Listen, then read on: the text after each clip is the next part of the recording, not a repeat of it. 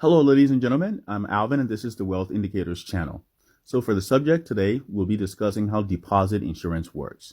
This concept is an integral part of the financial system and provides stability and liquidity to the banking industry.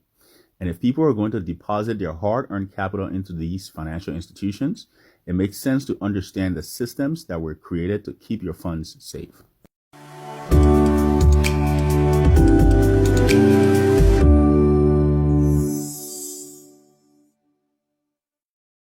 The financial world before deposit insurance was plagued by financial crises and bank runs, especially in the United States. Some of these financial crises included the Panic of 1907 that caused bank runs and a subsequent contraction of the currency supply, when the most influential banker at the time, J.P. Morgan, led a small group of other dominant bankers, and together they saved the financial system of the United States, to the stock market crash of 1929, when the Dow Jones Industrial Average lost 89% of its value. These financial panics and the bank failures that ensued, plus misguided government policies like the Smoot-Hawley tariff that led to a significant reduction in global trade, led to the Great Depression. After these financial crises occurred, something had to be done to restore the public's trust in the American financial system. As a result, the Banking Act, also known as the Glass-Steagall Act, was voted on in Congress and signed into law by President Franklin D. Roosevelt in June of 1933.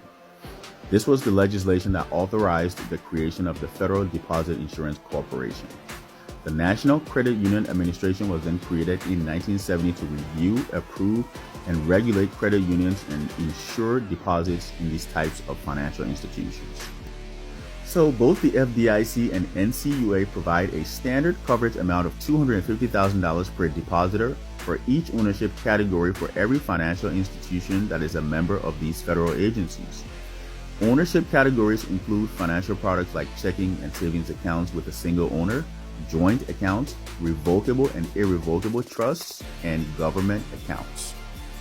Funds held in the same ownership category at the same bank or credit union are added together and assigned the $250,000 insurance limit. Assets held in different ownership categories are each assigned this maximum deposit insurance limit. For example, let's say you had 4 different checking and savings accounts with Chase worth $250,000 each. In this scenario, all of your accounts will be added together and assigned the maximum coverage. But what if you had those accounts and a revocable trust also at Chase Bank? In this case, since the deposit accounts and the revocable trust are in different ownership categories, they would each receive a maximum coverage of $250,000. Both the FDIC and NCUA are not funded by the government. Instead, funding comes from insurance premiums paid by the member banks and credit unions to have this deposit insurance coverage. By the way, these premium payments are usually invested in U.S. government bonds. It's important to note that there are financial products banks offer that are not covered by deposit insurance. For example, equity securities, annuities, and mutual funds fall into this category. The structure of deposit insurance is similar in many industrialized countries.